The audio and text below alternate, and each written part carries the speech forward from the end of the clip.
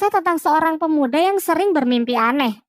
Pemuda ini bernama Tangsan, anak seorang pandai besi yang hidup di sebuah desa bernama Desa Roh Mulia. Di desa tersebut ia hanya tinggal dengan ayahnya karena sang ibu sudah meninggal saat ia masih kecil. Diceritakan suatu ketika dalam perjalanan pulang, Tangsan bertemu dengan siluman laba-laba yang hendak memangsanya. Awalnya Tangsan lari ketakutan hingga ia memutuskan menggunakan kekuatan yang ia pelajari dari buku ayahnya dan berhasil membutakan siluman laba-laba tersebut. Namun sayangnya itu saja masih belum cukup karena penciuman dari siluman laba-laba itu sangatlah tajam. Beruntung seorang pria misterius datang dengan kekuatannya, ia berhasil mengusir siluman itu. Tangsan dibuat sangat terkejut melihat orang tersebut yang bisa mengubah tangannya menjadi cakar serigala. Sampai pria ini memperkenalkan dirinya yang diketahui bernama Suyanto dan menjelaskan bahwa kekuatannya disebut roh pelindung. Ia berasal dari suatu tempat di kota yang disebut Balai Roh Pelindung dan sedang ditugaskan untuk berkeliling mencari para calon murid baru. Kemudian ia menyatakan lumayan terkesan melihat kemampuan bertempur Tangsan yang bahkan belum membangkitkan kekuatan roh pelindungnya, tetapi sudah mampu membutakan mata siluman roh.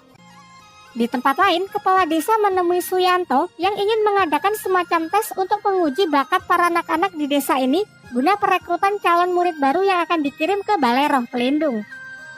Singkat cerita, kepala desa pergi ke rumah Tangsan untuk mengabarkan hal ini dan juga menyuruh Tangsan untuk ikut ambil bagian.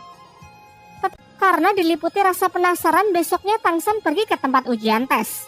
Tetapi karena menghormati ayahnya, ia tidak ikut serta dan hanya mengintip dari jendela untuk melihat anak-anak lain membangkitkan kekuatan roh pelindungnya. Suyanto yang mengetahuinya menyuruh Tangsan agar mencobanya, karena tidak ada salahnya membangkitkan roh pelindung.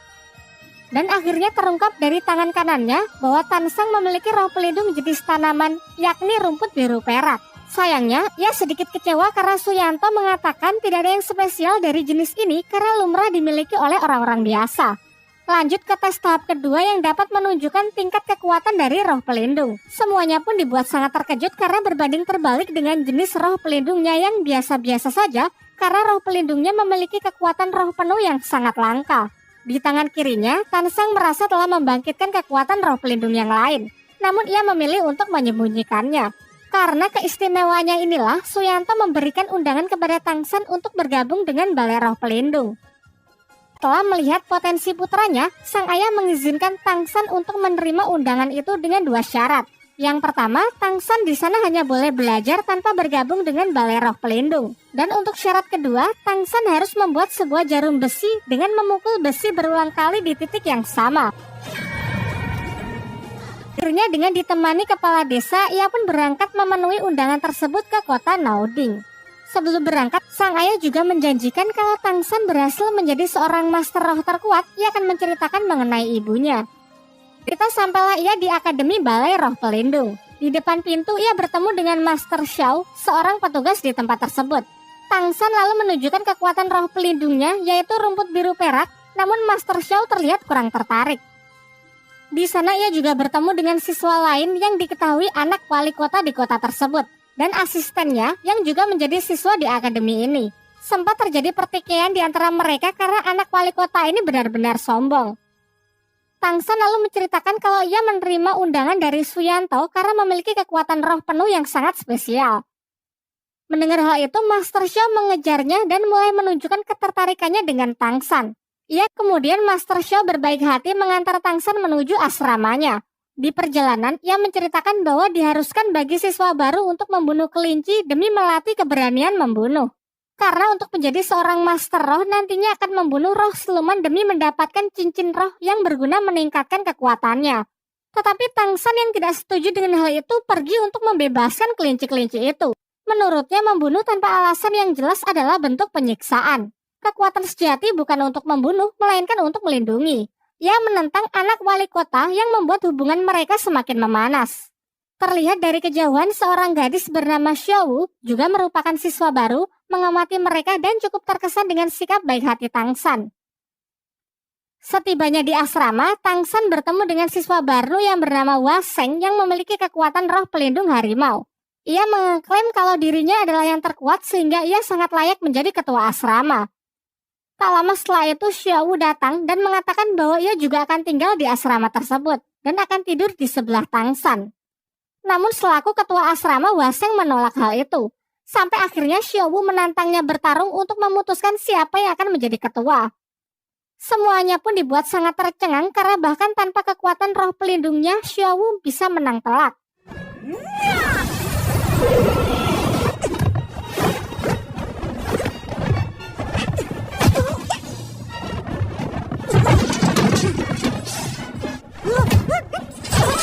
Menyaksikan hal itu, seisi asrama pun mengakuinya sebagai ketua yang baru. Tak lama setelah itu, petugas dari asrama wanita datang untuk membawa Xiaowu karena ternyata ia salah menempatkan Xiaowu yang harusnya berada di asrama wanita. Setelah jam makan siang, kelas pertama pun dimulai.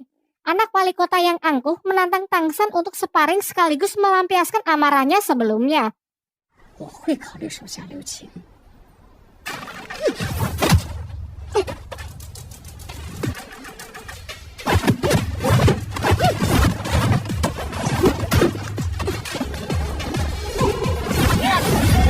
Tetapi ia justru dipermalukan karena Tang San yang terlihat lebih unggul berkat hasil latihan di desa menggunakan buku pemberian ayahnya.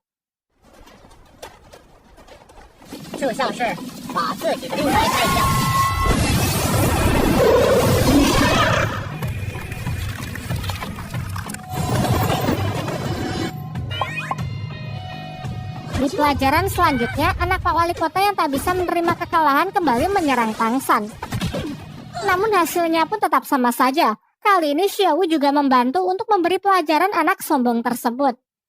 Sang guru lantas memisahkan mereka dan menghukum Tang San dan juga Xiaowu untuk menyapu halaman di depan. Dan lagi-lagi bersama asistennya anak wali kota berbuat usil mengerjai mereka dengan memasang jebakan petasan. Sayangnya anak si wali kota harus menelan kekalahannya untuk kesekian kali karena dengan mata ungu milik Tang San ia dapat melihat jebakan itu dan membalikan situasi yang diharapkan.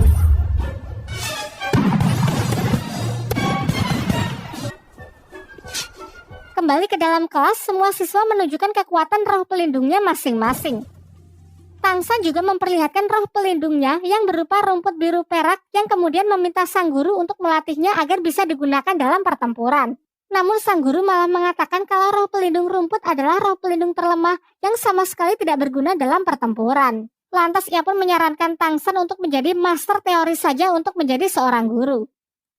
Merasa tak puas dengan jawaban itu, Tang San pergi menemui Master Xiao untuk meminta pendapatnya.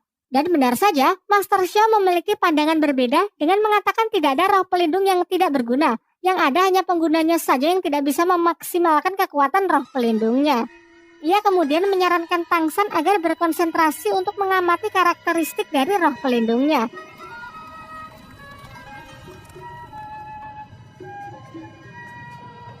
Singkatnya, dengan bantuan Xiaowu yang tanpa ia sengaja, Tang San berhasil memahami karakteristik yang dimaksud. Lantas ia pun segera mengabarkan apa yang telah ia temukan ke Master Xiao. Setelah itu, Master Xiao membimbing Tang San untuk mengeluarkan perwujudan dari roh pelindung rumputnya, juga menyarankan agar menjadi Master Roh tipe pengontrol. Hal ini karena roh pelindung milik Tang San berupa benda hidup yang sangat fleksibel. Ternyata saran dari Master Xiao cukup berguna. Tang San pun berhasil mengembangkan rumput kecilnya menjadi sebuah tali akar pohon meskipun ia belum bisa mengontrolnya sama sekali.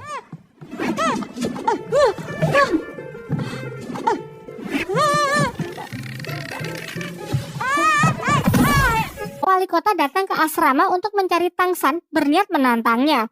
Namun Tang San tidak ada di sana dan ia mendapatkan informasi kalau Tang San sedang berada di hutan berburu untuk mencari siluman roh. Bersama asistennya ia pun bergegas menyusulnya.